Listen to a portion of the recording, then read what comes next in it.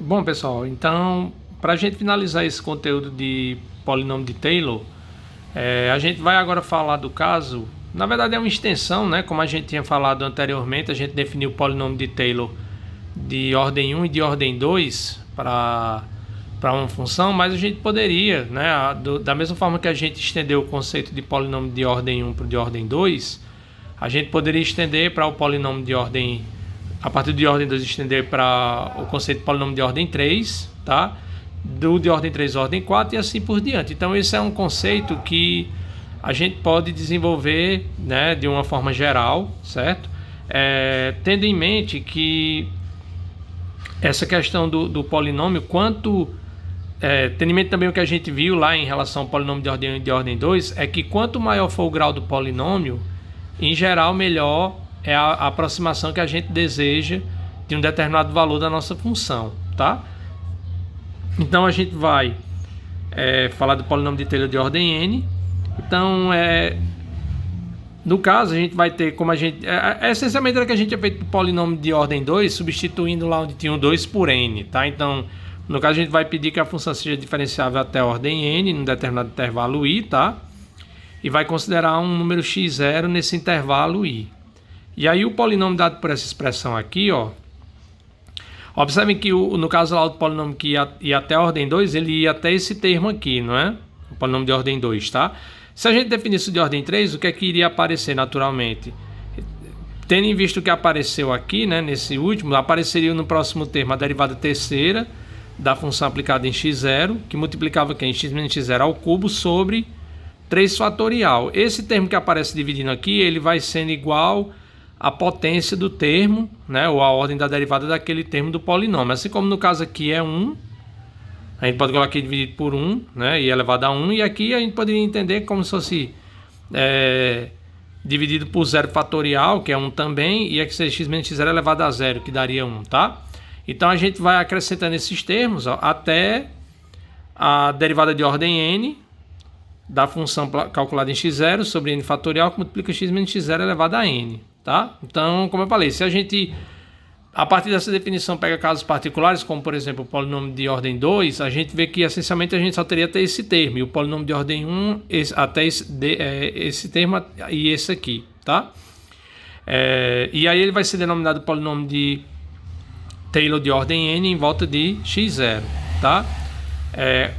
O polinômio, assim como a gente provou lá no caso do de ordem 1 e de ordem 2, a gente pode provar, né, que o polinômio de Taylor de ordem n de f em volta de um ponto x0, ele é o único polinômio de grau no máximo n que aproxima localmente f em volta de x0, de modo que o erro é de x tenda a zero mais rapidamente do que x menos x0 elevado a n quando x vai para x0, certo? Então, aquela mesma coisa que a gente provou lá no caso do de ordem 2, que o limite é de x sobre x menos x0 ao quadrado, quando x vai para x0 era zero, a gente pode provar nesse caso também, só que trocando o ao quadrado por n, tá?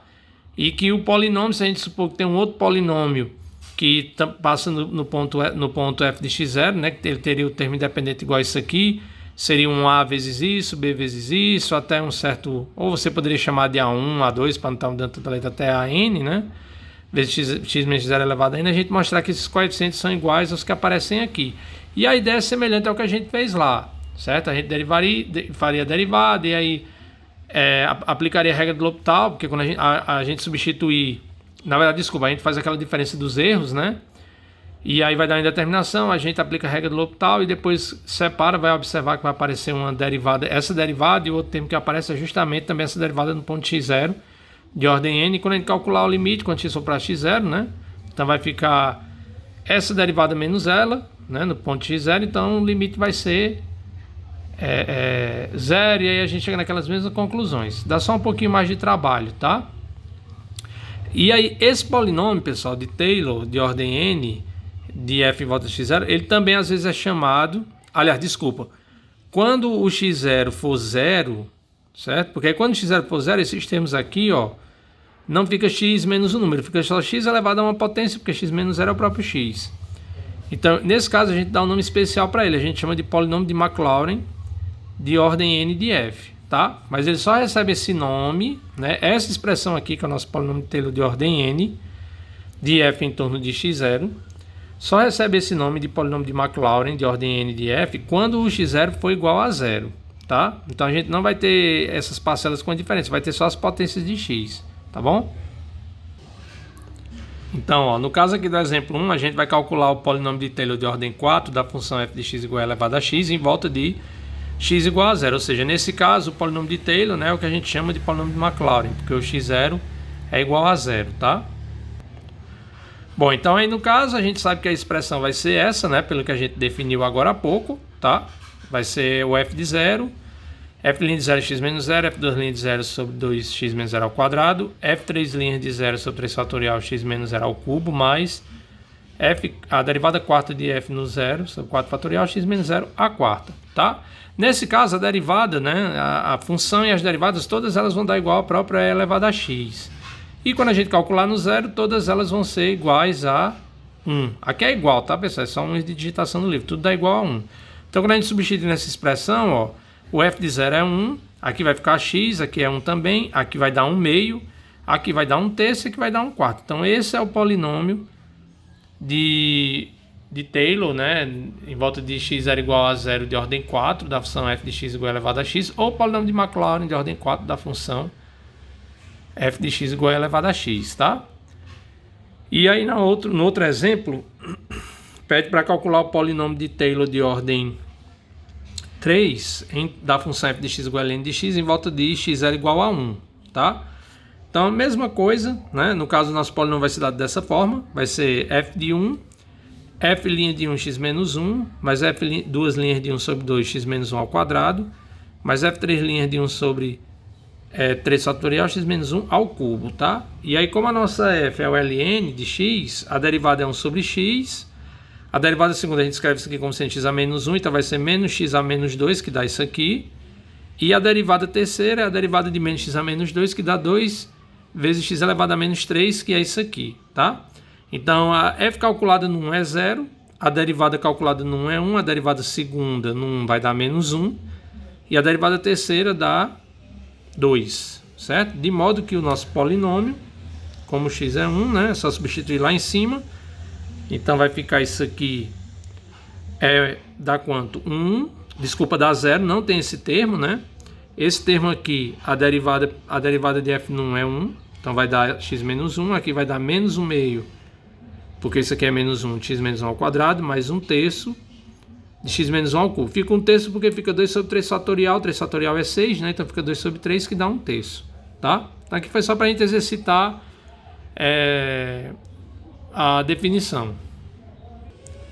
Bom, aí também, pessoal, outra coisa que pode ser feita, né, nessa generalização que a gente está abordando é expressar o erro que é inerente a esse processo de aproximar f pelo polinômio de Taylor de ordem n, da função em torno do x0, do x igual a x0, em termos de uma derivada da nossa f, tá?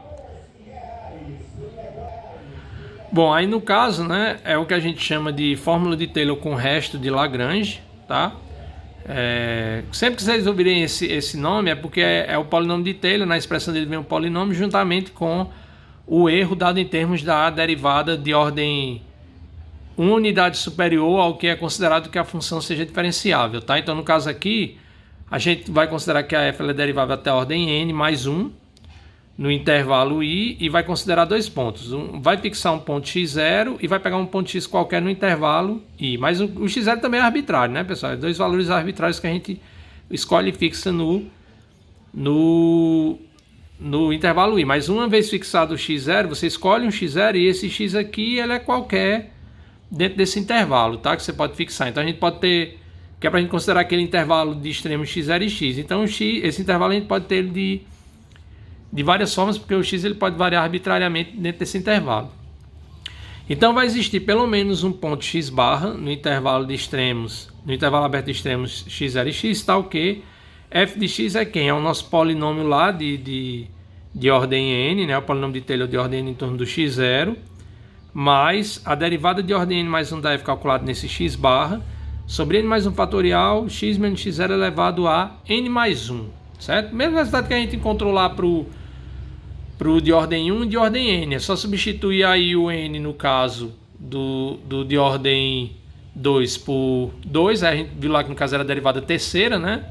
E no caso do polinômio de ordem 1, o n sendo 1, a gente vê justamente que o erro ele era dado em termos da derivada segunda, tá? Então é o mesmo resultado, de modo que a demonstração é bem semelhante a como é feita lá no caso de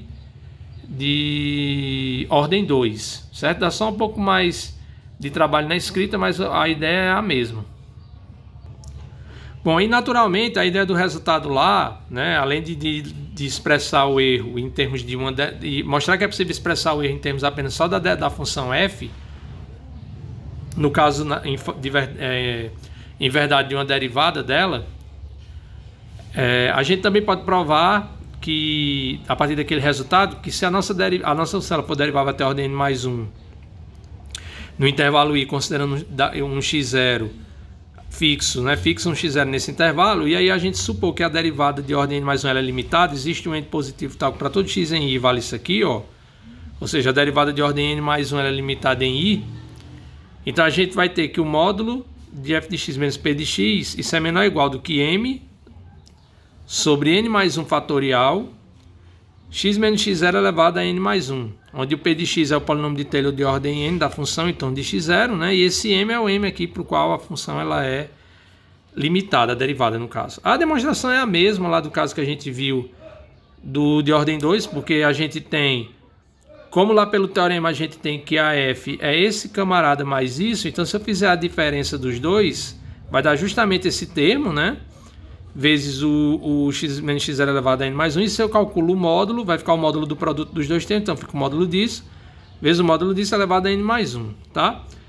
E para todo x em i. Como vale isso aqui, ó, né? A gente está supondo que vale isso no intervalo i, então, como esse camarada, essa expressão aqui, ó, eu tenho que isso é igual a isso, e por sua vez isso aqui é menor do que o m, então esse termo é menor ou igual que isso, e portanto a gente tem a desigualdade desejada, tá? Então como também lá nos outros casos, a ideia aqui é que a gente consiga uma forma mais interessante de estipular a ordem do erro cometido quando a gente aproxima o valor da nossa função num ponto pelo valor do polinômio nesse camarada, tá?